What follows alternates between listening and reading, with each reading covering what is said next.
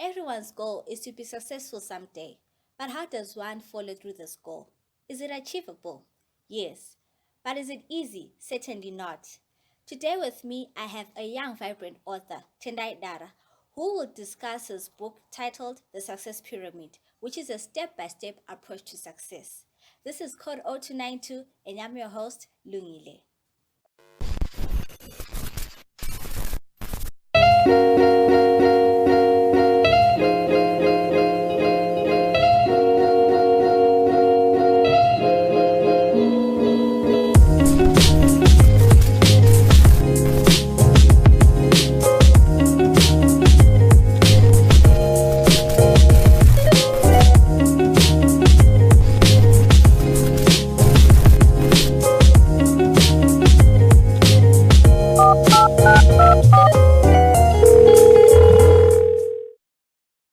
Welcome, Tendai, to the show.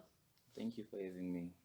So tell me, who is Tendai before we get on to your book, The Success Pyramid? Yeah, thank you very much. Tendai is a student at NAS here in Blawayo. I was born and raised in the eastern highlands of the country, in the city of Mutare. That's where I did my primary and secondary education. I'm passionate about writing, though I'm studying accounting. In short, that's who Tendai is. All right, and let's talk about your book, The Success Pyramid. Why that title, The Success Pyramid? You understand, everyone's goal is to become successful. Everyone has success at that. Everyone tries to attain success. But there's been so many theories written about how you can become successful. So I just thought I should write something that is contextual to our continent, Africa, because people have been using so many books that were written by American, European billionaires, but some of the concepts are not applicable here in Africa. So I just thought I should write something that is contextual, with particular reference to Zimbabwe, because I've been in Zimbabwe, I've lived through the economic hardships. So I think the concept inside the book can help someone to attain success. All right, so let's talk about what the contents that are inside the book. What can someone find in your book, The Success Pyramid? Okay, so in the success pyramid, you find a lot of things. Basically, I have 5 elements that I listed in the book. I will share with them as we go in the show. So what you find in the book, you find the concept of prioritization, you find the concept of agency and importance, you find Bible references, you find things related to love, you find things related to family. There are a lot of things that are in the book. It touches various aspects of life. That's what's inside the book. And you're mentioning a lot of things: priority, urgency, love, and everything else that you just mentioned. Why did you particularly focus on those issues in relating to success? Okay, so these issues that I've mentioned are basics. Before you even think about success, obviously one to need needs to know God. Coming from a Christian background, some of the concepts that I listed in the book are actually trying to explain that you can't do anything without God. The more you detach yourself from God, the more difficult your life becomes. So these elements are just basics that one must have before they even think about success. So even if you have these 5 basic elements, it doesn't mean that you become successful, but it is the starting point. Because success depends with one's goals, one's priorities. But I'm just giving the basics, the must-have concept or elements that one must possess before they even think about success. And from what you're saying, I'm sure you mentioned earlier that you put this book and you conceptualized it and you contextualized it to the Zimbabwean perspective, so that people don't refer to success books in America and other countries. So let's talk about your personal experiences. In what way were they affected through by writing this book? Okay, so being raised by a single parent, uh, where I grew up, I was born in 1996. So when I was around grade 7, we had a serious economic meltdown around 2007. So I survived through the economic hardships. I survived through the struggles of not having money for fees. I survived through the hardships of being raised by a single parent, not having someone to call dad. I also survived through the decisions like which church should I go, why should I go to church. So basically, this concept are being explained from my life experiences. Just like it is said that history repeats itself, I know there's someone out there, someone who's going through the same experiences that I've gone through. So what I actually want to do, I actually want to communicate with that one person. Obviously, I know from the element that I mentioned, one or two things will relate to either of us, either you or me or one person who is listening to me now. So these concepts are actually applicable, and they actually speak to an ordinary Zimbabwean because I've been through the struggle. I've lived a life of an orphan, though I had both parents alive. Yeah. Okay, let's talk about the element of prioritization. How does one know what to prioritize when they want to be successful in life? Okay, so from taking from what I wrote inside the book, everyone needs to know that basically, taking for example, if you remove your battery, let's say you're using those old phones, if you remove your battery from your cell phone, it will not function without the battery. So basically, one needs to know that if you run away or if you detach yourself from God, you are not gonna achieve anything. So these elements are actually the must-have concept, like what I mentioned earlier. One needs to know that God is the source of everything. God is the creator. He possesses all the things. So it explains, it strengthens your faith because basically success depends with what you believe in. If you, the more you believe in the goal that you are chasing against, the more you work hard towards it. So in the book, these elements are actually, it wasn't just a random choice to put the five elements that I'm going to discuss about today, but it was actually an in-depth research where I tried to focus on things that are actually affecting people in their daily lives. So you discover that I was talking about knowing your source, being born again, and understanding that God is the source of all things. I also talked about knowledge because if you, let's say, you want to become a doctor, you can't become a doctor if you don't have knowledge in terms of career guidance about where you want to go. I also talked about wealth. You understand that though people might say money is the root of all evil, we need to understand that with money comes power. There are some things that you can attain without money. Then I also mentioned the issue of love. Um, the reason why I wrote this book is because I was supported from home. The reason why I went out, I came here to Blawayo to start accounting and to follow my dream, my passion in writing. It was because I knew that my dream was cherished at home. People supported me. I also mentioned about family. Family is actually the foundation to all the things that we want to attain. If you are not supported at home, then you know that sometimes it's difficult for you to attain what you want to attain. Your parents, your guidance, are the people that gives you financial stamina, financial support. So you need to be able to relate with them closely. You need to be able to be in good books with them. So these are the five elements that I wrote inside the book. And I believe if an ordinary Zimbabwean get hold of the book and read the book, they're actually going to find some lessons or concepts that will help them to attain the success that they want to attain. All right. And how practical or applicable is this book in one's life? Because you're mentioning a lot of things, and someone might say that I have I go to church, I pray, I've got a goal that I want to achieve, but it's really hard out there. So how can this book help an ordinary person apply it in their life? Okay, thank you very much. So, like what you're saying, we come from different backgrounds. If I talk about the issue of wealth, there are some people who are born in families that are already well up. So, what this concept actually presents to you, yeah, you might not be born again, then you need to start at the base of the pyramid, or you might be born again, then you need to be able to seek or to acquire the knowledge that you need for you to attain your goal. So, this success pyramid is actually applicable to each and everyone who is striving towards attaining a certain goal. The reason being, if you are born again, if you have the knowledge about the career or the dreams that you want to attain, you might not have wealth. And let's say you have the wealth. I have actually discovered that there are some people who have money, but they don't have that experience. They don't have love at home. So it actually relates to a lot of people. You might have the wealth, you might have been born again, you might have the knowledge about where you want to go. But what I'm sure and certainly sure is that among the five elements, there is one thing that can be missing in your life. It might be that love from family, it might be the support from family. So if you have attained three of the elements, then you might need to consider just working towards attaining the last two. All right.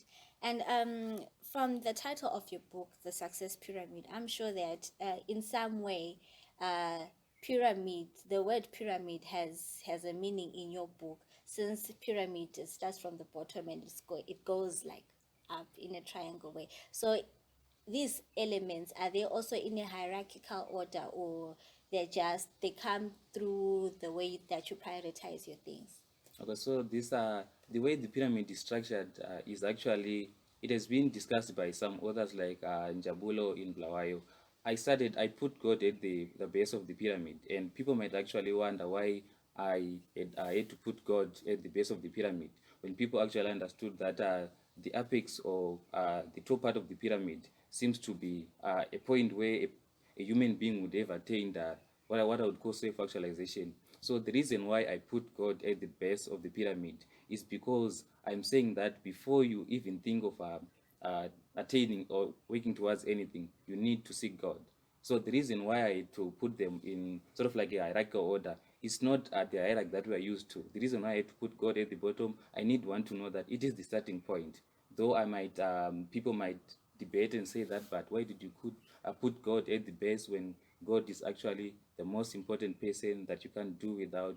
So, like what you mentioned, the pyramid, the shape a pyramid on its own, tracing back to Egypt, it's so amazing how pyramids were built. Those people didn't have cranes, but the way they built the pyramid is just amazing. So, the reason why I chose to call it the success pyramid is because I wanted to put the context of the complexity that comes with building a pyramid in relation to success. Success is not easy to attain, though it is each and everyone's goal. So the reason why I chose the topic success pyramid is because I wanted people to understand that it's not easy to become successful, just like it wasn't easy for those guys in Egypt to build the pyramids. And so you put God at the base. So what comes after God? So after God comes knowledge. Even in the Bible, God says that if you seek me, I'll give you secret knowledge. I didn't know when I was reading the Bible. That's when I actually discovered that God also has secrets. So there is a certain type of knowledge that you not have if you do not seek God. So after God, you discover that you need to seek knowledge about God. You need to seek knowledge about the career path that you want to follow. You need to seek knowledge about the goals that you want to attain. All right. So in your own words, or from your own book, how would you define someone who's successful? So basically, there is no one universal definition of success, because success depends with what you were seeking.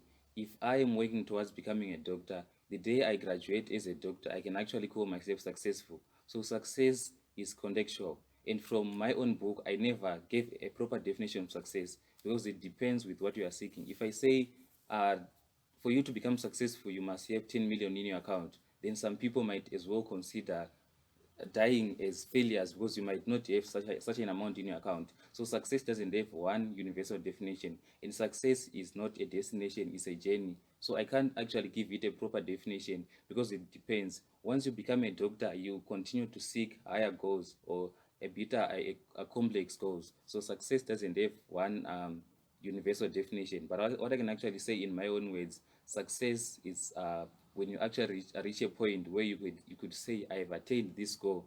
It's not the end, but you are going, you have attained one of your goals, because we have so many goals. It's actually complicated to define, and it depends with your context and what you want to attain. All right. Um, so most of the times when people talk about success, they they really look at success stories, and they tend to avoid talking about failures, and any point in their lifetime where they actually failed in something like that.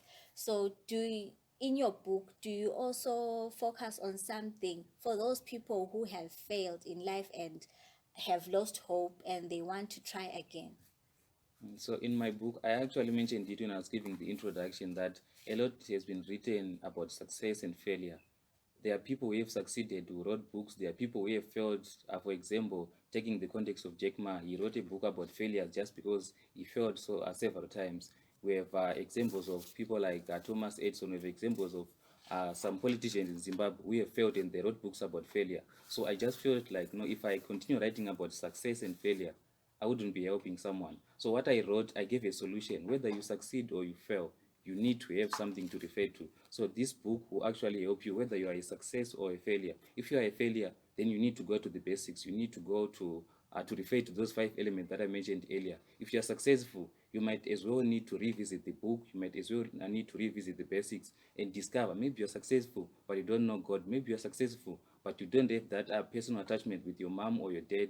Maybe you're successful, but you are not in a good relationship with your wife. So what I actually wrote inside the book can help anyone, whether you're a success or you're a failure. It gives you concepts that you need for you to live peacefully with others. If you are a failure, for you to be able to know why you failed in the first place, what you need to do, why you need to do that.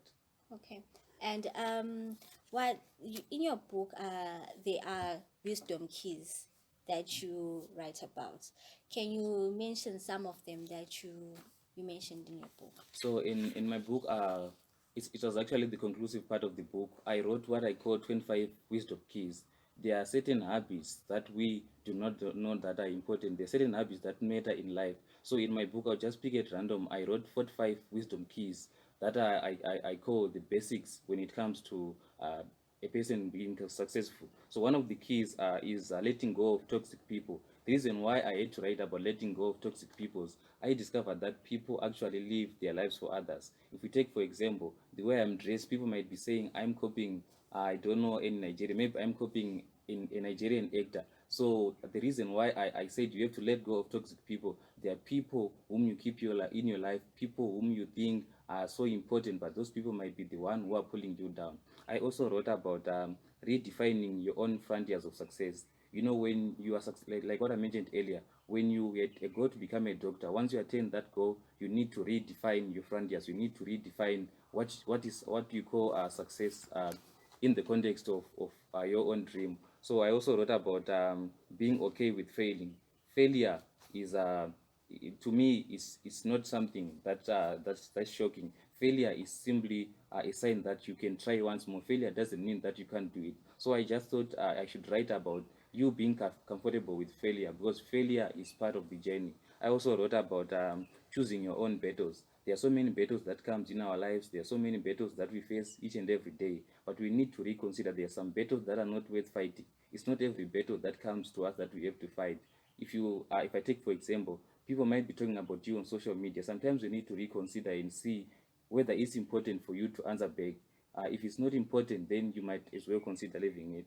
And then I also wrote about lastly, I also wrote about stepping outside your comfort zone. We have so many comfort zone.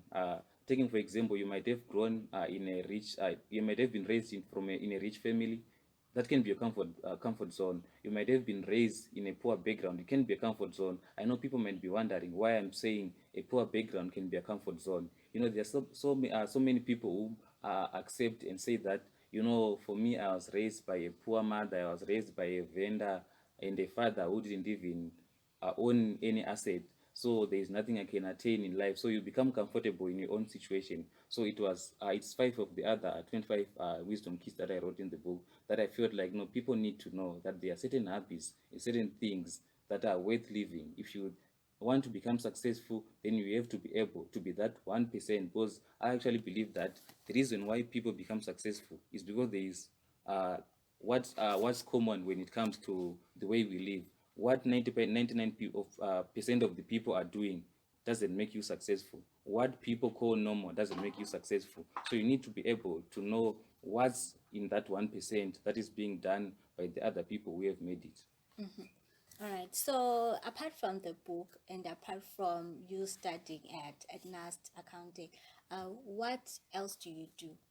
So I'm an entrepreneur. At the moment, I presented a project to UNICEF that was a software that addresses problems relating to the education system in Zimbabwe. So we're actually running that project, and I'm also in the process of working on another big project for the Ministry of Education. So I'm an entrepreneur, like what I mentioned earlier. Sometimes you need to know that for people to listen to you, you need to have money. So I'm not doing this because I'm actually chasing against money. I'm not saying money is what I call success to me, but sometimes you need resources, financial tools for you to be able to chase the dreams that you want to follow. Like for you to print this book, you need money. So I also work on various business enterprises, and I'm a student, like what I mentioned earlier. So I do a lot of things on campus. Okay, that's really awesome. So when will your book be launched? So the book will be launched on the 7th of June in Harare. At the moment, if you want to get a copy, you can pre-order. Then you on the 6th of June, that's when we'll be dispersing the sold copies. So the book will be launched in Harare on the 7th, and everyone is invited. If you want to come, I can't confirm the speakers for now, but just be assured that there will be so many great people. Among them is the lady who wrote the foreword for the book. Her name is Dr. Mtisi. She'll be part of the panelists for the day. All right. And you know, a lot of people might want to know uh, who is the target audience for the book?